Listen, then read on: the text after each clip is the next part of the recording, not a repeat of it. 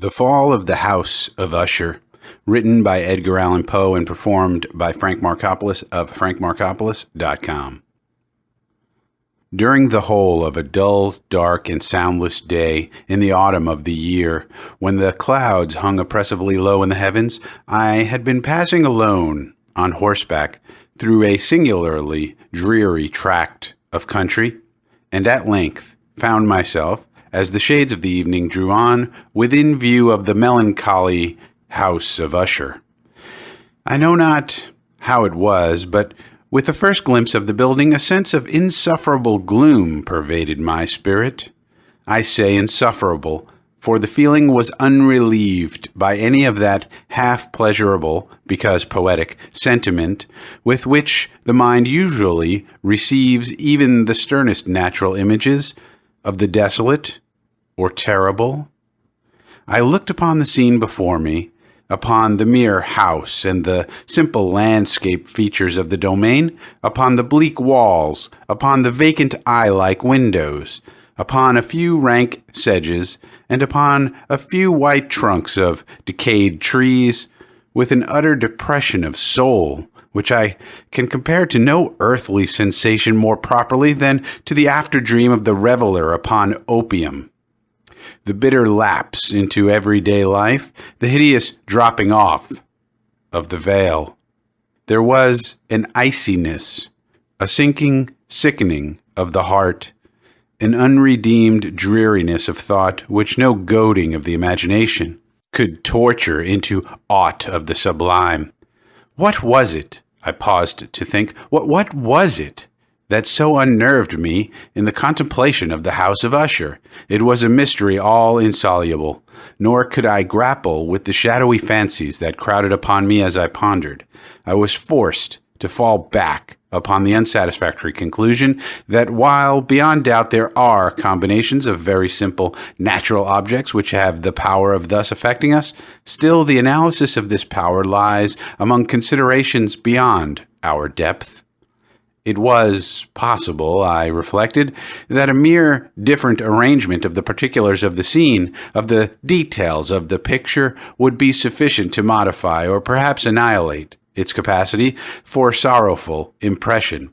And acting upon this idea, I reined my horse to the precipitous brink of a black and lurid tarn that lay in unruffled luster by the dwelling, and gazed down, but with a shudder even more thrilling than before, upon the remodeled and inverted images of the gray sedge and the ghastly tree stems and the vacant and eye-like windows.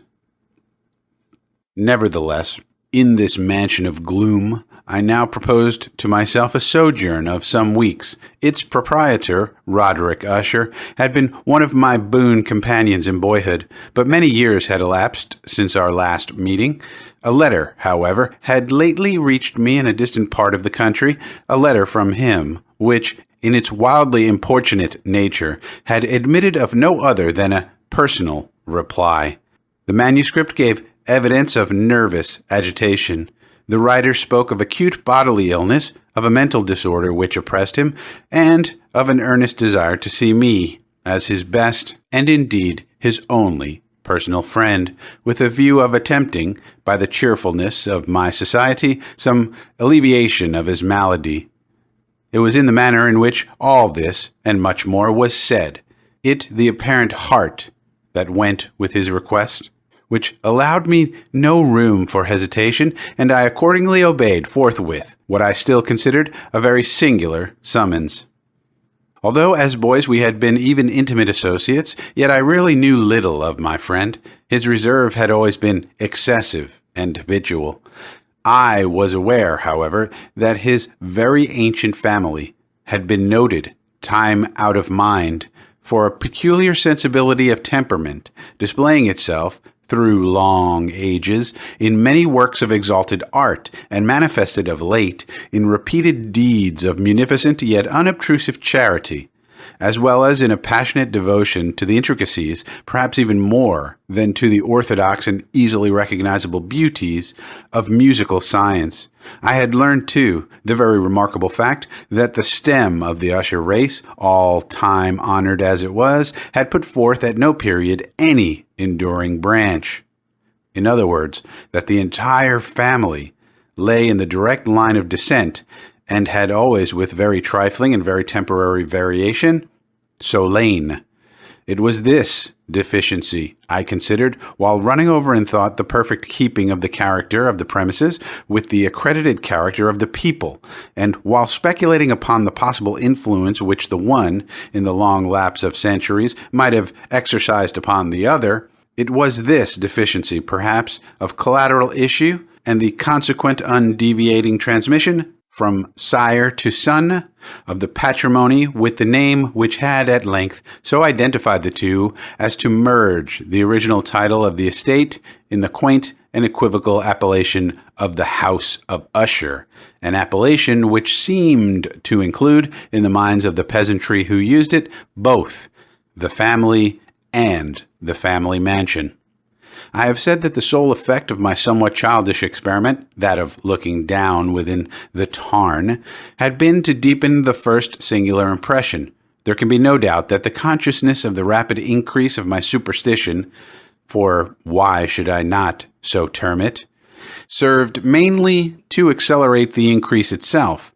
Such, I have long known, is the paradoxical law of all sentiments having terror as a basis, and it might have been for this reason only that, when I again uplifted my eyes to the house itself from its image in the pool, there grew in my mind a strange fancy, a fancy so ridiculous indeed that I but mention it to show the vivid force of the sensations which oppressed me.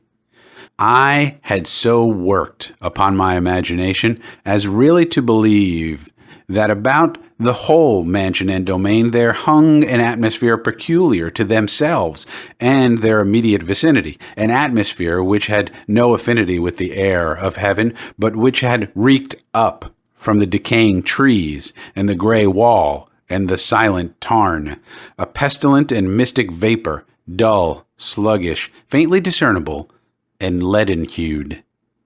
Shaking off from my spirit what must have been a dream, I scanned more narrowly the real aspect of the building. Its principal feature seemed to be that of an excessive antiquity.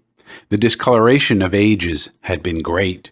Minute fungi overspread the whole exterior, hanging in a fine tangled webwork from the eaves. Yet all this was apart from any extraordinary dilapidation. No portion of the masonry had fallen, and there appeared to be a wild inconsistency between its still perfect adaptation of parts and the crumbling condition of the individual stones. In this there was much that reminded me of the specious totality of old woodwork which has rotted for long years in some neglected vault with no disturbance from the breath of the external air. Beyond this indication of extensive decay, however, the fabric gave little token of instability. Perhaps the eye of a scrutinizing observer might have discovered a barely perceptible fissure, which, extending from the roof of the building in front, made its way down the wall in a zigzag direction until it became lost in the sullen waters of the tarn. Noticing these things, I rode over a short causeway to the house. A servant in waiting took my horse, and I entered the Gothic archway of the hall. A valet of stealthy step thence conducted me in silence through many dark and intricate passages in my progress to the studio of his master. Much that I encountered on the way contributed, I know not how, to heighten the vague sentiments of which I have already spoken. While the objects around me, while the carvings of the ceilings, the somber tapestries of the walls, the ebon blackness of the floors, and the phantasmagoric armorial trophies which rattled as I strode, were but matters to which, or to such as which, I had been accustomed from my infancy. While I hesitated not to acknowledge how familiar was all this, I still wondered to find how unfamiliar were the fancies which ordinary images were stirring up. On one of the staircases, I met the physician of the family. His countenance, I thought, wore a mingled expression of low cunning and perplexity. He accosted me with trepidation and passed on. The valet now threw open a door and ushered me into the presence of his master. The room in which I found myself was very large and lofty. The windows were long, narrow, and pointed, and at so vast a distance from the black oaken floor as to be altogether inaccessible from within. Feeble gleams of encrimsoned light made their way through the trellised panes and served to render sufficiently distinct the more prominent objects around. The eye, however, struggled in vain to reach the remoter angles of the chamber or the recesses of the vaulted and fretted ceiling. Dark draperies hung upon the walls. The general furniture was profuse, comfortless, antique, and tattered. Many books and musical instruments lay scattered about, but failed to give any vitality to the scene. I felt that I breathed an atmosphere of sorrow. An air of stern, deep, and irredeemable gloom hung over and pervaded all. Upon my entrance, Usher arose from a sofa on which he had been lying at full length, and greeted me with a vivacious warmth which had much in it, I at first thought, of an overdone cordiality, of the constrained effort, of the ennui man of the world. A glance, however, at his countenance convinced me of his perfect sincerity. We sat down, and for some moments while he spoke not, I gazed upon him with a feeling half of pity, half of awe. Surely man had never before so terribly altered in so brief a period as had Roderick Usher. It was with difficulty that I could bring myself to admit the identity of the wan being before me with the companion of my early boyhood. Yet the character of his face had been at all times remarkable. A cadaverousness of complexion, an eye large, liquid, and luminous beyond comparison, lips somewhat thin and very pallid, but of a surpassingly beautiful curve, a nose of delicate Hebrew model, but with a breadth of nostril unusual in similar formations, a finely molded chin, speaking in its want of prominence of a want of moral energy, hair of a more than web-like softness and tenuity. These features, with an inordinate expansion above the regions of the temple, made up altogether a countenance not easily to be forgotten. And now, in the mere exaggeration of the prevailing character of these features and of the expression they were wont to convey, lay so much of change that I doubted to whom I spoke. The now ghastly pallor of the skin and the now miraculous luster of the eye, above all things, startled and even awed me. The silken hair, too, had been suffered to grow all unheeded, and as in its wild gossamer texture it floated rather than fell about the face, I could not, even with effort, connect its arabesque expression with any idea of simple humanity. In the manner of my friend I was at once struck with an incoherence, an inconsistency, and I soon found this to arise from a series of feeble and futile struggles to overcome an habitual trepidancy, an excessive nervous agitation. For something of this nature I had been prepared, no less by his letter than by reminiscences of certain boyish traits and by conclusions deduced from his peculiar physical conformation and temperament. His action was alternately vivacious and sullen. His voice varied rapidly from a tremulous indecision, when the animal spirits seemed utterly in abeyance, to that species of energetic concision, that abrupt, weighty, unhurried, and hollow-sounding enunciation, that leaden, self-balanced, and perfectly modulated guttural utterance which may be observed in the lost drunkard or the irreclaimable eater of opium during the periods of his most intense excitement.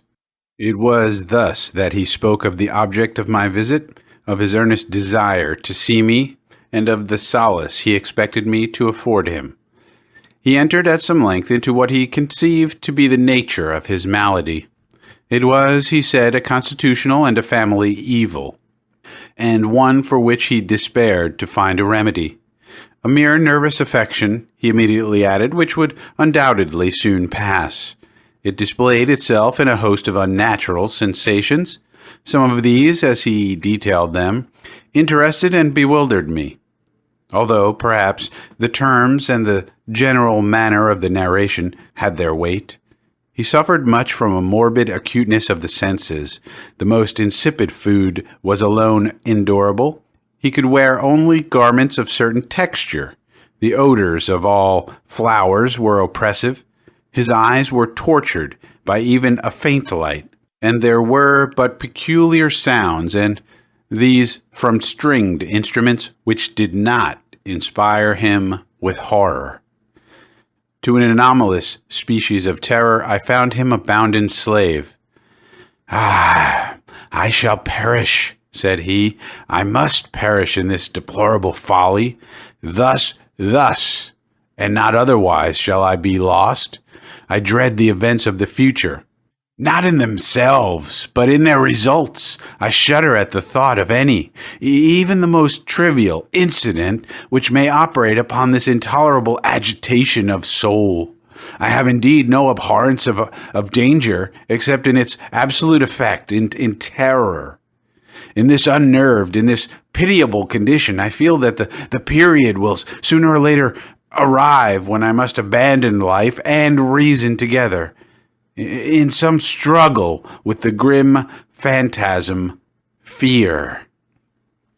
I learned, moreover, at intervals, and through broken and equivocal hints, another singular feature of his mental condition. He was enchained by certain superstitious impressions in regard to the dwelling which he tenanted, and whence, for many years, he had never ventured forth, in regard to an influence whose supposititious force was conveyed in terms too shadowy here to be restated, an influence which some peculiarities in the mere form and substance of his family mansion had, by dint of long sufferance, he said, obtained over his spirit, an effect which the physique of the grey walls and turrets, and of the dim tarn into which they all looked down, had at length brought about upon the morale of his existence.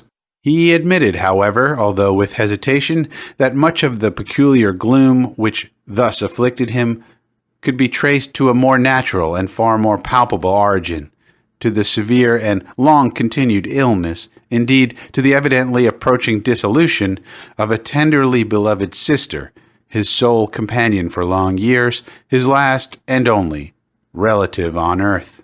"Her decease," he said with a bitterness which I can never forget, "would leave him the hopeless and the frail, the last of the ancient race of the Ushers." While he spoke, the Lady Madeline, for so was she called, passed slowly through a remote portion of the apartment, and without having noticed my presence, disappeared. I regarded her with an utter astonishment, not unmingled with dread, and yet I found it impossible to account for such feelings. A sensation of stupor oppressed me as my eyes followed her retreating steps. When a door at length closed upon her, my glance sought instinctively and eagerly the countenance of the brother, but he had buried his face in his hands, and I could only perceive that a far more than ordinary wanness had overspread the emaciated fingers through which trickled many passionate tears. The disease of the Lady Madeline had long baffled the skill of her physicians. A settled apathy, a gradual wasting away of the person, and frequent, although transient, affections of a partially cataleptical character were the unusual diagnosis. Hitherto she had steadily borne up against the pressure of her malady, and had not betaken herself finally to bed, but on the closing in of the evening of my arrival at the house, she succumbed, as her brother told me at night with inexpressible agitation, to the prostrating power of the destroyer, and I learned that the glimpse I had obtained of her person would thus probably be the last I should obtain, that the lady, at least while living, would be seen by me no more. For several days ensuing, her name was unmentioned by either Usher or myself, and during this period I was busied in earnest endeavors to alleviate the melancholy of my friend. We painted and read together, or I listened, as if in a dream, to the wild improvisations of his speaking guitar, and thus, As a closer and still closer intimacy admitted me more unreservedly into the recesses of his spirit, the more bitterly did I perceive the futility of all attempt at cheering a mind from which darkness, as if an inherent positive quality, poured forth upon all objects of the moral and physical universe in one unceasing radiation of gloom. I shall ever bear about me a memory of the many solemn hours I thus spent alone with the master of the House of Usher, yet I should fail in any attempt to convey an idea of the exact character of the studies or of the occupations in which he involved me or led me the way. An excited and highly distempered ideality threw a sulphureous luster over all. His long improvised dirges will ring forever in my ears.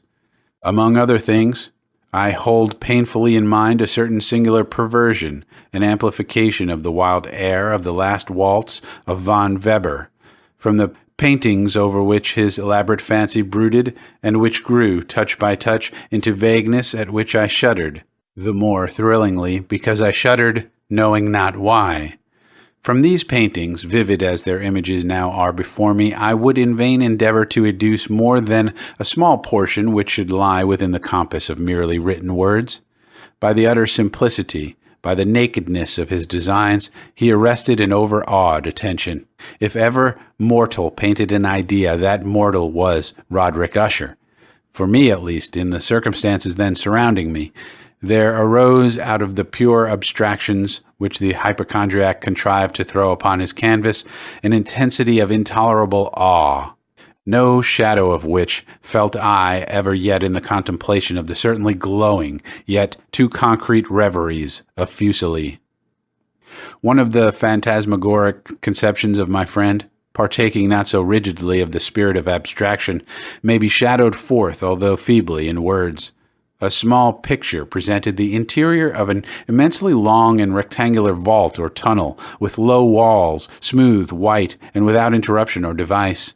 Certain accessory points of the design served well to convey the idea that this excavation lay at an exceeding depth below the surface of the earth. No outlet was observed in any portion of its vast extent, and no torch or other artificial source of light was discernible, yet a flood of intense rays rolled throughout and bathed the whole in a ghastly and inappropriate splendor. I have just spoken of that morbid condition of the auditory nerve which rendered all music intolerable to the sufferer, with the exception of certain effects of stringed instruments. It was, perhaps, the narrow limits to which he thus confined himself upon the guitar which gave birth, in great measure, to the fantastic character of his performances, but the fervid facility of his impromptus could not be so accounted for. They must have been and were in the notes, as well as in the words of his wild fantasias, for he not unfrequently accompanied himself with rhymed verbal improvisations, the result of that intense mental collectedness and concentration to which I have previously alluded, as observable only in particular moments of the highest artificial excitement.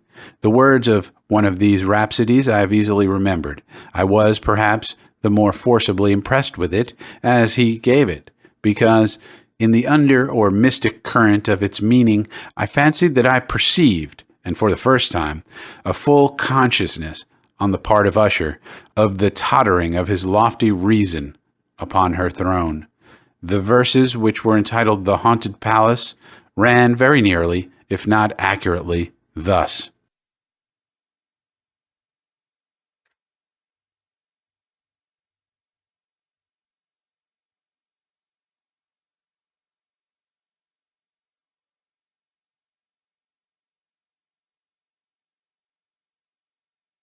I well remember that suggestions arising from this ballad led us into a train of thought wherein there became manifest an opinion of Usher's, which I mention not so much on account of its novelty, for other men have thought thus, as on account of the pertinacity with which he maintained it. This opinion, in its general form, was that of the sentience of all vegetable things, but in his disordered fancy, the idea had assumed a more daring character and trespassed, under certain conditions, upon the kingdom of inorganization. I lack words to express the full extent or the earnest abandon of his persuasion. The belief, however, was connected, as I have previously hinted, with the gray stones of the home of his forefathers. The conditions of the sentience had been here, he imagined, fulfilled in the method of collocation of these stones, in the order of their arrangement as well as in that of the many fungi which overspread them, and of the decayed trees which stood around, above all, in the long, undisturbed endurance of this arrangement and in its reduplication in the still waters of the tarn. Its evidence, the evidence of the sentience, was to be seen, he said, and I here started as he spoke, in the gradual, yet certain, condensation of an atmosphere of their own about the waters and the walls. The result was discoverable, he added, in that silent, yet importunate and terrible influence which for centuries had molded the destinies of his family, and which made him, what I now saw him, what he was. Such opinions need no comment, and I will make none. Our books, the books which for years had formed no small portion of the mental existence of the invalid, were, as might be supposed, in strict keeping with his character of phantasm.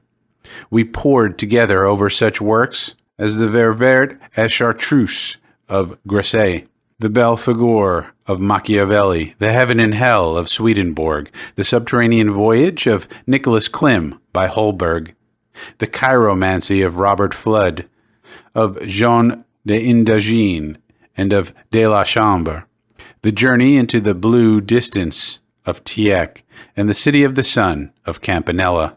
One favorite volume was a small octavo edition of the Directorium Inquisitorum by the Dominican Emeric de Giron, and there were passages in Pomponius Mela about the old African satyrs and Egyptians over which Usher would sit dreaming for hours.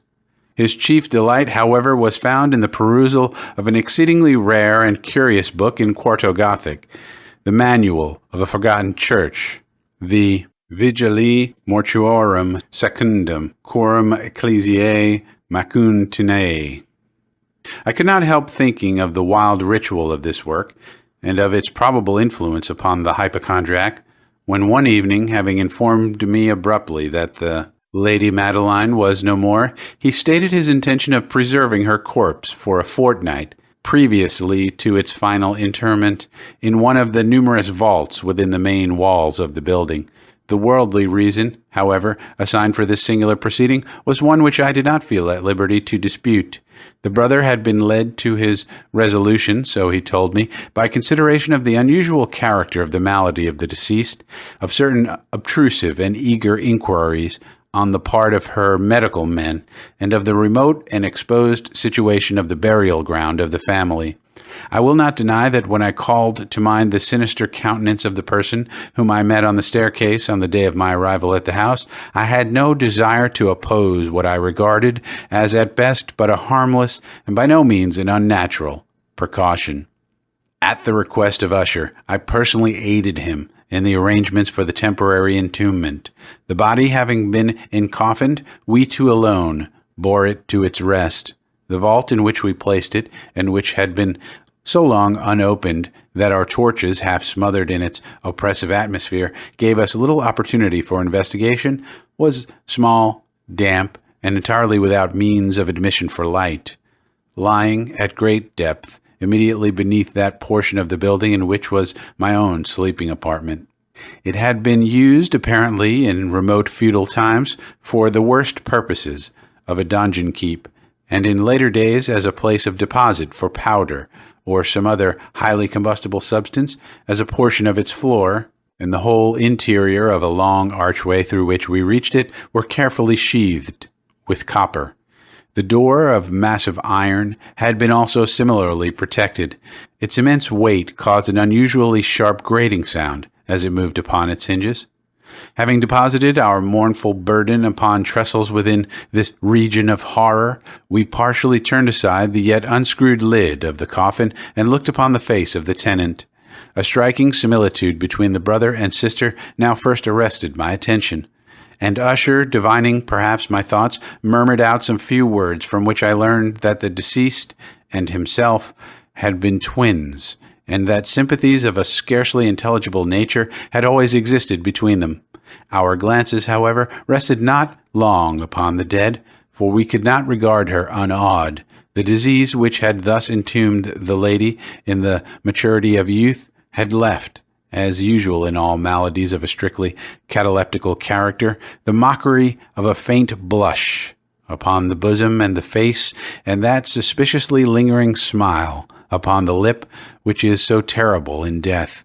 We replaced and screwed down the lid, and having secured the door of iron, made our way with toil into the scarcely less gloomy apartments of the upper portion of the house.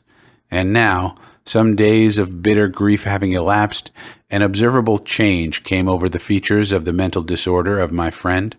His ordinary manner had vanished. His ordinary occupations were neglected or forgotten. He roamed from chamber to chamber with hurried, unequal, and objectless step.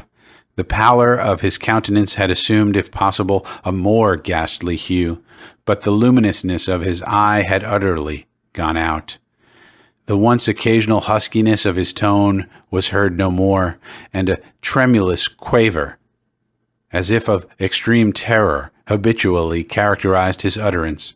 There were times, indeed, when I thought his unceasingly agitated mind was laboring with some oppressive secret to divulge, which he struggled for the necessary courage. At times, again, I was obliged to resolve all into the mere inexplicable vagaries of madness, for I beheld him gazing upon vacancy for long hours in an attitude of the profoundest attention, as if listening to some imaginary sound. It was no wonder that his condition terrified, that it infected me. I felt creeping upon me, by slow yet certain degrees, the wild influences of his own fantastic yet impressive superstitions. It was, especially, upon retiring to bed late in the night of the 7th or 8th day after the placing of the Lady Madeline within the donjon, that I experienced the full power of such feelings. Sleep came not near my couch. While the hours waned and waned away, I struggled to reason off the nervousness which had dominion over me. I endeavored to believe that much, if not all, of what I felt was due to the bewildering influence of the gloomy furniture of the room, of the dark and tattered draperies which, tortured into motion by the breath of a rising tempest, swayed fitfully to and fro upon the walls and rustled uneasily about the decorations of the bed. But my efforts were fruitless. An irrepressible tremor gradually pervaded my frame, and, at length, there sat upon my heart an incubus of utterly causeless alarm. Shaking this off with a gasp and a struggle, I uplifted myself upon the pillows, and peering earnestly within the intense darkness of the chamber, hearkened. I know not why, except that an instinctive spirit prompted me to certain low and indefinite sounds which came through the pauses of the storm at long intervals, I knew not whence. Overpowered by an intense sentiment of horror, unaccountable yet unendurable, I threw on my clothes with haste, for I felt I should sleep no more during the night, and endeavored to arouse myself from the pitiable condition into which I had fallen by pacing rapidly to and fro through the apartment. I had taken but few turns in this manner when a light step on an adjoining staircase arrested my attention. I presently recognized it as that of Usher. In an instant afterward he rapped, with a gentle touch, at my door and entered, bearing a lamp. His countenance was, as usual, cadaverously wan, but moreover there was a species of mad hilarity in his eyes, and evidently restrained hysteria in his whole demeanor. His air appalled me, but anything was preferable to the solitude which I had so long endured, and I even welcomed his presence as a relief. "And you have not seen it?" he said abruptly, after having stared about him for some moments in silence. "You have not then seen it? But stay, you shall." Thus speaking, and having carefully shaded his lamp, he hurried to one of the casements and threw it freely open to the storm. The impetuous fury of the entering gust nearly lifted us from our feet. It was, indeed, a tempestuous yet sternly beautiful night, and one wildly singular in its terror and its beauty.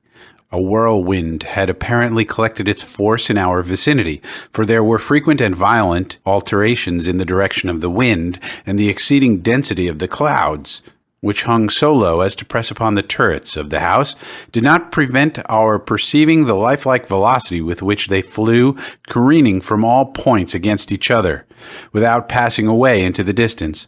I say that even their exceeding density did not prevent our perceiving this, yet we had no glimpse of the moon or stars, nor was there any flashing forth of the lightning. But the under surfaces of the huge masses of agitated vapor, as well as all terrestrial objects immediately around us, were glowing in the unnatural light of a faintly luminous and distinctly visible gaseous exhalation which hung about and enshrouded the mansion. You shall not behold this, said I, shudderingly to Usher, as I led him with a gentle violence from the window to a seat. These appearances which bewilder you are merely electrical phenomena, not uncommon, or it may be that they have their ghastly origin in the rank miasma of the tarn. Let us close this casement. The air is chilling and dangerous to your frame. Here is one of your favorite romances. I will read, and you shall listen, and so we will pass away this terrible night together. The antique volume which I had taken up was The Mad Tryst of Sir Launcelot Canning, but I had called it a favorite of Usher's more in sad jest than in earnest, for in truth there is little in its uncouth and unimaginative prolixity which could have had interest for the lofty and spiritual ideality of my friend.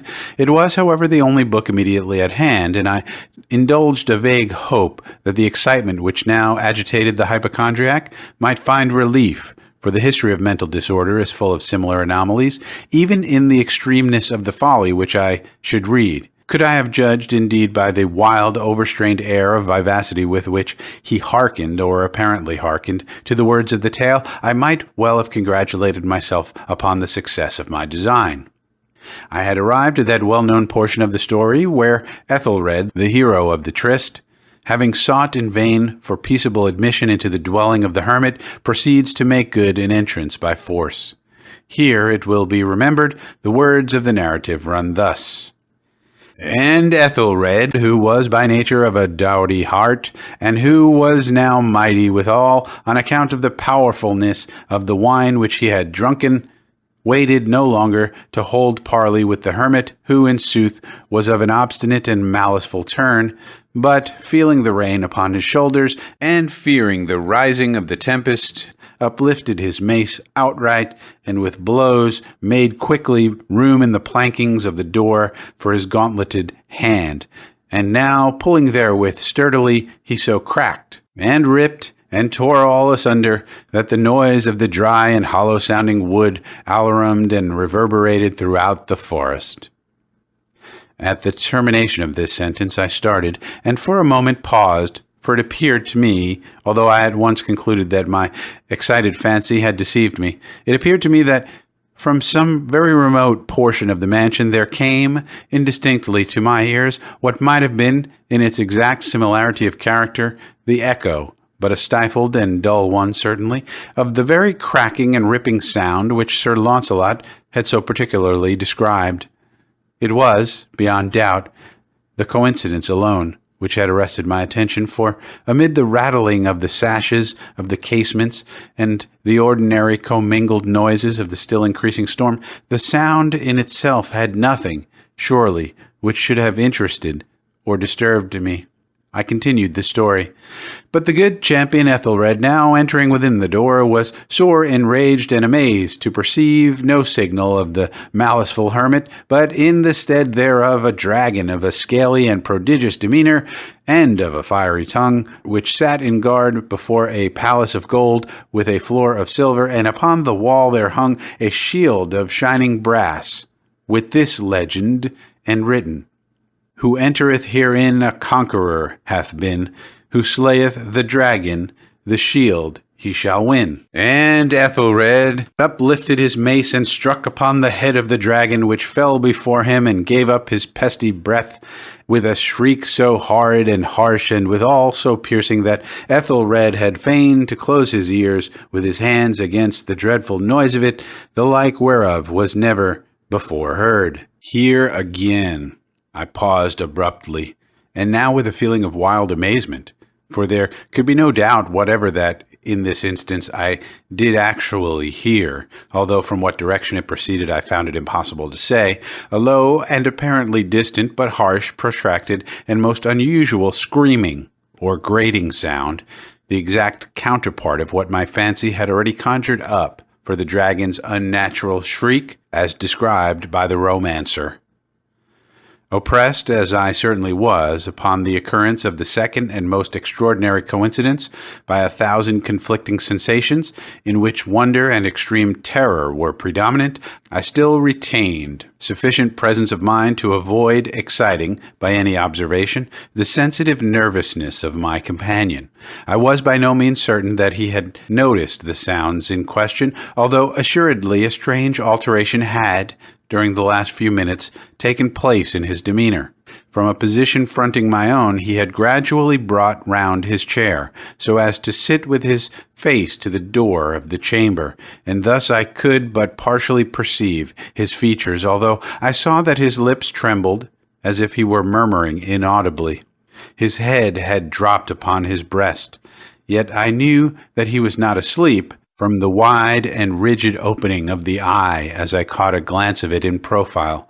The motion of his body, too, was at variance with this idea, for he rocked from side to side with a gentle yet constant and uniform sway. Having rapidly taken notice of all this, I resumed the narrative of Sir Launcelot, which thus proceeded. And now the champion, having escaped from the terrible fury of the dragon, bethinking himself of the brazen shield and of the breaking up of the enchantment which was upon it, removed the carcass from out of the way before him, and approached valorously over the silver pavement of the castle to where the shield was upon the wall, which in sooth tarried not for his full coming, but fell down at his feet upon the silver floor with a mighty, great, and terrible ringing sound.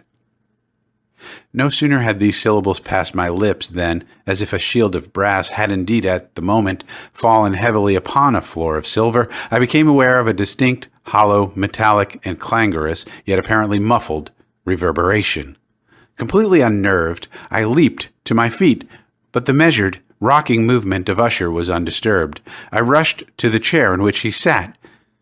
His eyes were bent fixedly before him, and throughout his whole countenance there reigned a stony rigidity. But as I placed my hand upon his shoulder, there came a strong shudder over his whole person. A sickly smile quivered about his lips, and I saw that he spoke in a low, hurried, and gibbering murmur, as if unconscious of my presence. Bending closely over him, I at length drank in the hideous import of his words. Not hear it? Yes, I hear it, and have heard it, long, long, long. Many minutes, many hours, many days have I heard it, yet I dared not. Oh, pity me, miserable wretch that I am. I dared not speak. We have put her living in the tomb. Said I not that my senses were acute? I now tell you that I heard her first feeble movements in the hollow coffin. I heard them many, many days ago, yet I dared not speak. And now, tonight, Ethelred, the breaking of the hermit's door, and the death cry of the dragon, and the clangor of the shield. Say, rather, the rending of her coffin, and the grating of the iron hinges of her prison, and her struggles within the coppered archway of the vault. Oh, whither shall I fly? Will she not be here anon?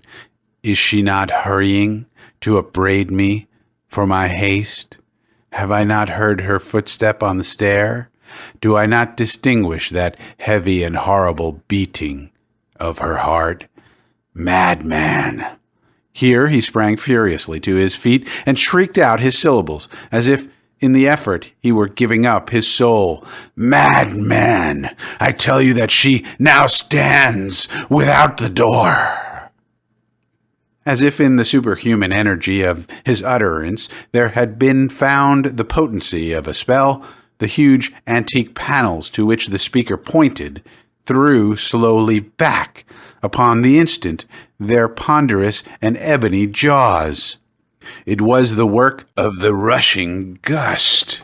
But then, without those doors there, did stand the lofty and enshrouded figure of the Lady Madeline of Usher. There was blood upon her white robes, and the evidence of some bitter struggle upon every portion of her emaciated frame. For a moment she remained trembling and reeling to and fro upon the threshold, then, with a low, moaning cry, fell heavily inward upon the person of her brother, and in her violent and now final death agonies, bore him to the floor a corpse and a victim to the terrors he had anticipated. From that chamber and from that mansion I fled aghast. The storm was still abroad in all its wrath as I found myself crossing the old causeway. Suddenly there shot along the path a wild light, and I turned to see whence a gleam so unusual could have issued. For the vast house and its shadows were alone behind me. The radiance was that of the full setting and blood-red moon, which now shone vividly through that once barely discernible fissure of which I have before spoken as extending from the roof of the building in a zigzag direction to the base. While I gazed, this fissure rapidly widened. There came a fierce breath of the whirlwind. The entire orb of the satellite burst at once upon my sight. My brain reeled as I saw the mighty walls rushing asunder. There was a long, tumultuous shouting sound like the voice of 1,000 waters, and the deep and dank tarn at my feet closed sullenly and silently over the fragments of the House of Usher. The End.